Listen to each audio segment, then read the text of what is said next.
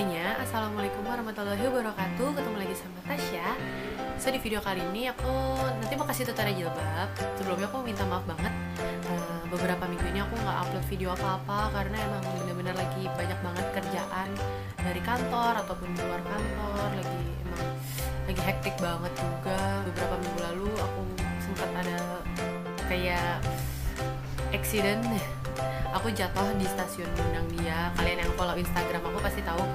Aku jatuh di stasiun Gunung Dia gitu, kayak lompat beberapa tangga gitu.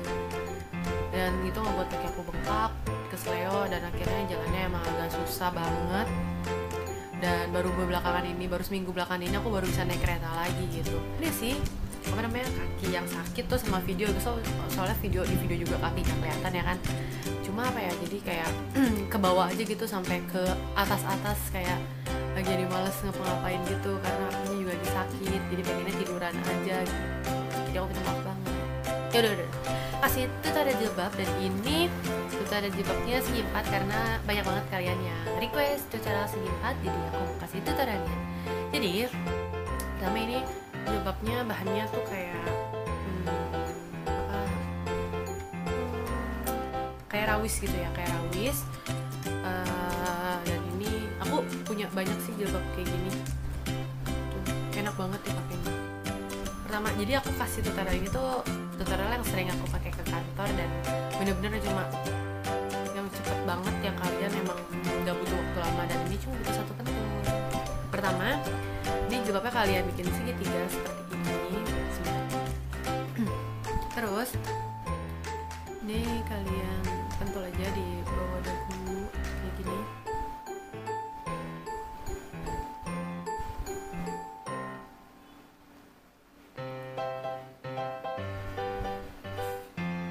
Terus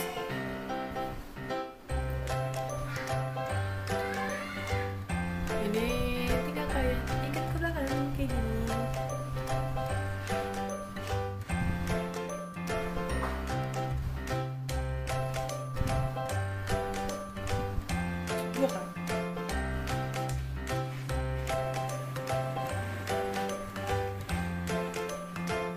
Kayak gini.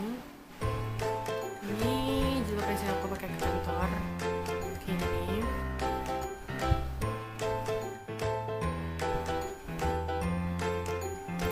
Terus yang keduanya, ini tinggal kita lepas kayak gini. Terus ini yang bagian sini taruh kayak gini. Terus yang bagian sebelahnya pentul aja di sini. Dari pentul sih aku pakein pita kayak ini gitu biar lucu.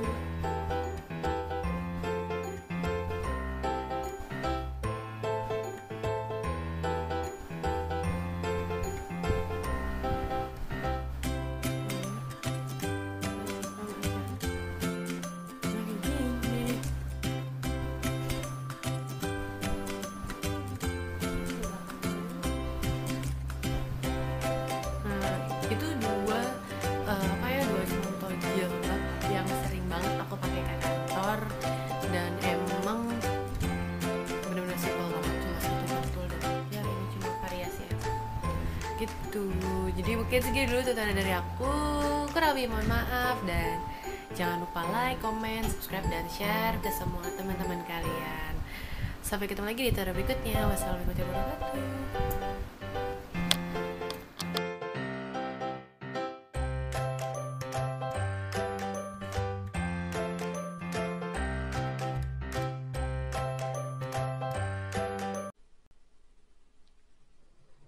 Good afternoon, Dr. Naik. My name is Izzy Westbury. I'm the secretary here at the Oxford Union. I have a very short question to ask. You talk about the hijab being something that serves to protect a woman. Surely it's extremely patronising and degrading to prevent a woman from making that decision for herself. How could you answer that? What's the question, sister? Can you repeat the question? I said, in your speech, you talk about the hijab being something that serves to protect a woman. But how is it not extremely patronising and degrading in not allowing a woman to make that decision herself? Sister posed a very good question, that when I say that hijab is required for a woman, isn't it not degrading for the woman to patronize it? Isn't it degrading? If you read the Quran and Islam has prescribed hijab. That means the woman should be covered. The only part that can be seen are the face and the hands up to the wrist. This is for the modesty. And it is not only mentioned in the Quran, it is also mentioned in the Bible. If you read the Bible, in the 1 Timothy, chapter number 2, verse number 9, it says that women should be dressed up with shamefacedness.